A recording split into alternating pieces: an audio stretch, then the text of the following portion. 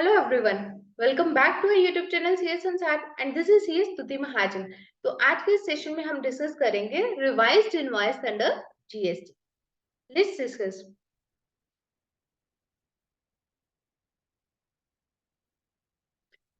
Revised invoice under GST, as we all know, GST को लेके government बहुत ज्यादा स्ट्रिक्ट है। आपने जीएसटी के टैक्स की पेमेंट टाइमली नहीं की, आपने जीएसटी के रिटर्न्स फाइल नहीं कर पाएंगे। जीएसटी रिटर्न्स अगर आप टाइमली फाइल नहीं करते हैं तो उस केस में आपके जीएसटी नंबर जो है वो कैंसिल होने के चांसेस हैं। और वंस आपका जीएसटी का नंबर कैंसिल हो गया तो उस केस में हमारा प्रोसीजर क्या रहता है, उस नंबर को रिवोक करवाना। जीएसटी का नंबर कैंसिल हो गया तो उसके लिए रेवोकेशन के लिए एप्लीकेशन फाइल करना। और जिस दिन से हमारे पास जीएसटी नंबर कैंसिलेशन का ऑर्डर आ गया और जिस दिन हमारे पास दोबारा से नंबर जो है हमारा एक्टिव हुआ, लेट अस सपोज उसके अंदर हम कहते हैं कि 2 मंथ्स का गैप आ गया। अब वो 2 मंथ्स के अंदर क्वेरी आती है बहुत ज्यादा कि नंबर कैंसिल हो गया और एक्टिव होने में जो 2 मंथ्स लग गए, क्या वो 2 मंथ्स के अंदर सप्लाई हम कर सकते हैं या नहीं कर सकते। आपका क्योंकि जीएसटी का नंबर जो है वो कैंसिल हो गया तो बाय लॉ देखें तो उस दौरान आप सप्लाई कर ही नहीं सकते हो। बट प्रैक्टिकली ये चीज जो है वो पॉसिबल नहीं है। आप अपने बिजनेस को रोक नहीं सकते हो। अगर किसी भी वजह आपके रिटर्न्स की वजह से आपका नंबर कैंसिल हो भी जाते तो उस केस में आप अपनी जो सप्लाई है वो नहीं रोक पाएंगे। तो उसके लिए हम क्या सुजेस्ट करते हैं, और वैसे भी क्या है, सही डिसीजन क्या रहता है, उस दौरान अगर आप अपनी कुछ भी सप्लाई करते हैं तो आपको एक सिंपल इनवॉइस काटना है, उसके ऊपर जीएसटी चार्ज नहीं करना है। आपको सिर्फ अपनी बेसिक वैल्यू डाल के वो इनवॉइस काट के कस्टमर को देना और उससे रिसीव करना, और आपको उस दौरान, उस पीरियड के दौरान जीएसटी भी चार्ज नहीं करना। तो एक बार हम ओवरव्यू ले लेते हैं कि ऐसे कौन कौन से केसेस हैं जिसके अंदर जीएसटी का नंबर जो है वो कैंसिल हो सकता है। Under GST, a taxpayer and a proper officer can initiate the cancellation of GST registration. If a proper officer has reasons to initiate the cancellation of a registration, he can start the cancellation proceeding by issuing a show cause notice in Form GST RAG 17. तो show cause notice में आपको निकाल देते हैं। The proper officer can initiate the cancellation proceedings if any of these circumstances arise. तो एक बार इसकी जो circumstances की list है उसको हम go through कर लेते हैं। If a taxpayer registered under the composition scheme, he has not filed their returns for 3 straight years. 3 साल के लिए अगर composition वाले ने returns फाइल नहीं की तो उस केस में उसका नंबर कैंसिल हो जाएगा। A taxpayer other than composition taxpayers, other than taxpayers कौन से होते हैं, other than composition taxpayers कौन से होते हैं, जो रेगुलर वाले, fails to file their returns for 6 continuous period. अगर 6 continuous period की उन्होंने रिटर्न फाइल नहीं की तो उस केस में जीएसटी नंबर आपका कैंसिल हो जाएगा। An assessee has taken voluntarily GST registration but has not started a business within 6 months of registration. ये तो business उसने start नहीं किया। The registered taxpayer has contravened the provisions of the GST Act or rules made therein. अगर आपने कोई भी GST के provisions को contravene किया तो उस केस में भी आपका नंबर जो है वो कैंसिल हो जाएगा। The GST registration is obtained by fraud or willful misstatement. A taxpayer supplies goods or services without any invoice or issues any invoice without a supply of goods or services to evade tax or wrongful availing of the ITC. अगर आपने supply कर दी है, goods और services supply कर दी और invoice नहीं काटा, या फिर आपने सिर्फ इनवॉइस इशू किया है और गुड्स और सर्विसेज की सप्लाई नहीं की, मींस इसके अंदर आप क्या करना चाहते हो, जीएसटी को इवेड करना चाहते हो। तो अगर कोई ऐसा केस ऑफिसर के आगे आ सकता है तो उस केस में भी आपका जीएसटी नंबर जो है वो कैंसिल हो सकता है।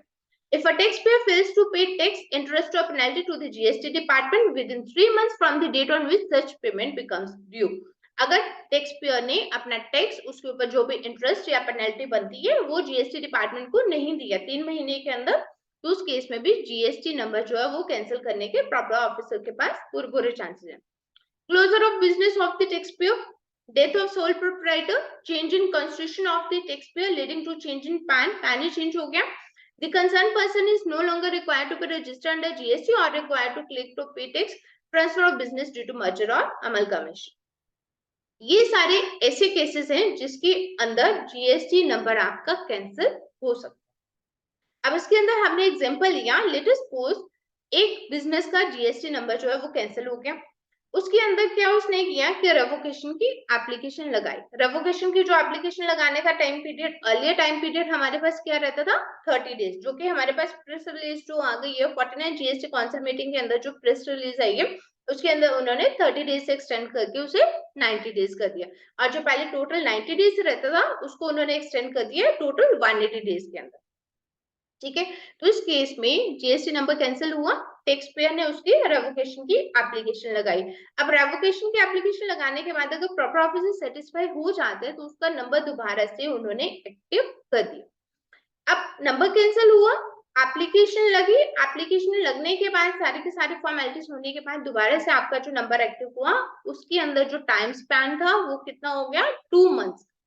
मीन्स 2 मंथ्स के लिए आपके पास जीएसटी नंबर नहीं है। तो जब आपके पास जीएसटी नंबर नहीं है तो आप अपना जीएसटी जो है जीएसटी के रिटर्न्स फाइल नहीं कर सकते हैं उस दौरान, और उस दौरान आप अपनी बिलिंग भी नहीं कर सकते हैं जीएसटी वाली billing.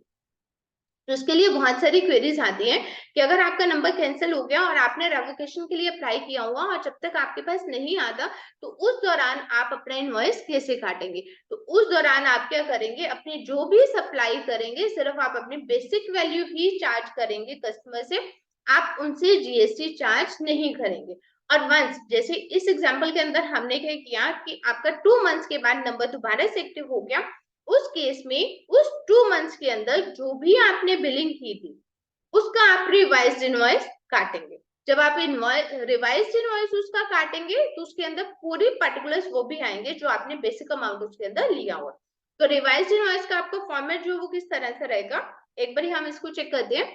The GST law mandates that the details mentioned below are included in a revised invoice. Nature of the invoice that is revised invoice, जो आपका वहां पे आपके लिखोगे वहां पे रिवाइज्ड इनवॉइस ही लिखोगे। रिवाइज्ड इनवॉइस का मीनिंग क्या रहेगा कि जब आपका नंबर कैंसिल हुआ था और जिस दौरान आपने अपने रेवोकेशन की एप्लीकेशन लगाई हुई थी उस दौरान आपने जो भी बिलिंग की है उसी का जीएसटी अब आप इस रिवाइज्ड इनवॉइस के अंदर चार्ज करेंगे। Name and address in GST of the supplier and alphanumeric serial number for the invoice specific to the financial, उसका नंबर जो रहेगा इनवॉइस का number, invoice date, name address and GSTN of the recipient, recipient का भी name address and GSTN number, name address of the delivery place and its respective state and code, the original invoice serial number and date against which the revised invoice is being issued। जो original invoice आपने उस दौरान issue किया था जब आपका GST का number active नहीं था और उसी के अगेंस्ट ही आप इस रिवाइज्ड इनवॉइस को बनाएंगे। मींस रिवाइज्ड नंबर उसका जो भी इनवॉइस का नंबर देंगे उसके साथ आप वहां पे ओरिजिनल इनवॉइस का नंबर और डेट वो भी मेंशन करेंगे। A signature or DSC of the supplier or authorized person। तो बेसिकली रिवाइज्ड इनवॉइस के अंदर डिटेल्स आपकी कौन सी रहती है, पूरी के पूरे इनवॉइस वाले सारे के सारे पर्टिकुलर्स आपके रहेंगे। जीएसटी इनवॉइस के सारे पर्टिकुलर्स आपके रिवाइज्ड इनवॉइस के अंदर रहेंगे, बट वो रिवाइज्ड इनवॉइस जो आपका रहेगा रिवाइज्ड इनवॉइस लिखा रहेगा, उसके साथ उसका जो आपने ओरिजिनल इनवॉइस काटा था उस दौरान जब आपका जीएसटी का नंबर एक्टिव नहीं था उसके भी आप डिटेल्स मेंशन करेंगे। सो दैट मीन्स अगर आपका कभी भी, वैसे तो होना नहीं चाहिए, लेकिन अगर आपका कभी भी जीएसटी का नंबर कैंसिल होता है और आपने रेवोकेशन की एप्लीकेशन लगाई हुई है और जितना भी टाइम स्पेन के बाद आपके पास जो है वो नंबर एक्टिव होगा उस दौरान आप अपनी जो भी बिलिंग करेंगे आप सिर्फ अपना बेसिक अमाउंट ही चार्ज करेंगे। आप जीएसटी ना तो अपने बिल के ऊपर चार्ज करेंगे और ना ही जीएसटी रिसीव करेंगे। ठीक है, और वंस आपका एक बार जीएसटी नंबर एक्टिव हो गया तो आप उस इनवॉइस के अगेंस्ट रिवाइज इनवॉइस काट के अपने कस्टमर को देंगे और उससे जीएसटी कलेक्ट करके जीएसटी के रिटर्न्स फाइल करेंगे, जीएसटी डिपॉजिट करेंगे। तो ये इसके लिए बहुत सारी क्वेरीज आती हैं कि उस दौरान अगर कुछ ऐसा हो गया है तो उस दौरान हम बिलिंग कैसे करें। तो उस दौरान सिर्फ क्लियर कट ही, अदरवाइज तो आपका जीएसटी का नंबर बंद हो गया, आपका जीएसटी का नंबर बंद हो गया, डेट मीन्स आप बिजनेस नहीं कर सकते हो। बट प्रैक्टिकली अगर हम देखें तो बिजनेस पॉइंट ऑफ व्यू से ये चीज पॉसिबल नहीं है। अगर किसी भी टेक्निकल वजह से या किसी भी रिटर्न आपने फाइल नहीं की टाइमली, किसी भी वजह से अगर आपका जीएसटी का नंबर कैंसिल हो गया तो उस दौरान आप अपना बिजनेस करना बंद नहीं कर पाओगे। तो उसके लिए यही सजेस्ट करते हैं कि आप अपना क्या करोगे, इनवॉइस बनाओगे, लेकिन इनवॉइस के अंदर आप जीएसटी चार्ज नहीं करेंगे और वंस आपका जीएसटी नंबर एक्टिव हो गया उस टाइम पर आप अपना रिवाइज्ड इनवॉइस जो है वो इशू करेंगे। रिवाइज्ड इनवॉइस के अंदर ओरिजिनल इनवॉइस की डिटेल जरूर देंगे जो कि आपका उस पीरियड का होगा जब आपका जीएसटी नंबर कैंसिल हो रखा है। तो this is all for the day. Thank you for watching this video.